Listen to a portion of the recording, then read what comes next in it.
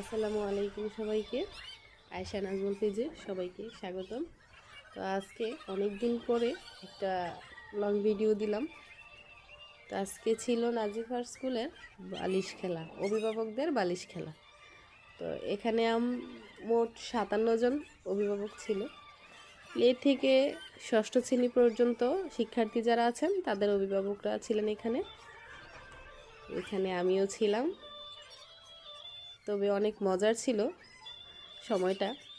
এক এক করে যার হাতে বালিশ গান বন্ধ হয়ে যাচ্ছে সে বাদ পড়ে যাচ্ছে, এক এক করে গার্ডিয়ান কমতে থাকে, খেলাটা আরও বেশ জমে ওঠে।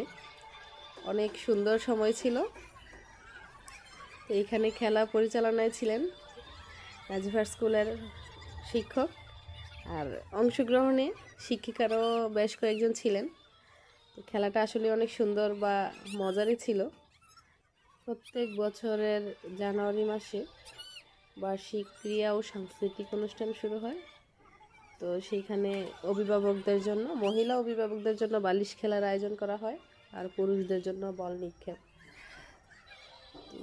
অনেক সুন্দর আয়োজন ছিল। তো আমরা সবাই একটু একটু করে খেলাটা উপভোগ করলাম। একে একে বাদ পড়ে যাচ্ছে অনেকেই। তো দেখতে থাকুন। এই যে সময়টা আসলে অনেক সুন্দর ছিল।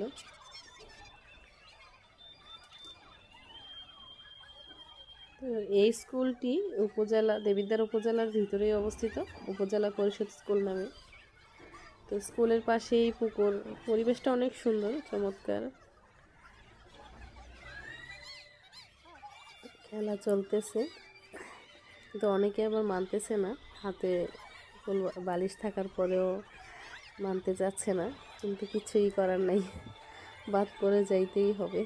এক এক করে সবাই বাদ পড়লেই তো প্রথম দ্বিতীয় তৃতীয় বাছাই করা সহজ হবে, পাওয়া যাবে আর কি। একে একে সবাই মনোযোগ দিয়ে খুব সতর্কতার সাথে খেলতেছিল। দেখতে থাকুন, ভিডিওর সাথেই থাকুন। একে একে সবাই খুব মজা করেই খেলতেছে, কিন্তু যার হাতে বালিশ থাকবে গান বন্ধ হয়ে যাবে সেও বাদ পড়ে যাচ্ছে। এটা অভিভাবকদের জন্য ভালো একটা আয়োজন। যারা সারাদিন বাচ্চাদের খেলাধুলার জন্য স্কুলে আসে, তো বোরিং হয়ে যায়, একটু জাস্ট বিনোদন দেওয়ার জন্য এরকম খেলার আয়োজন রাখা হয় আর কি। বাচ্চারা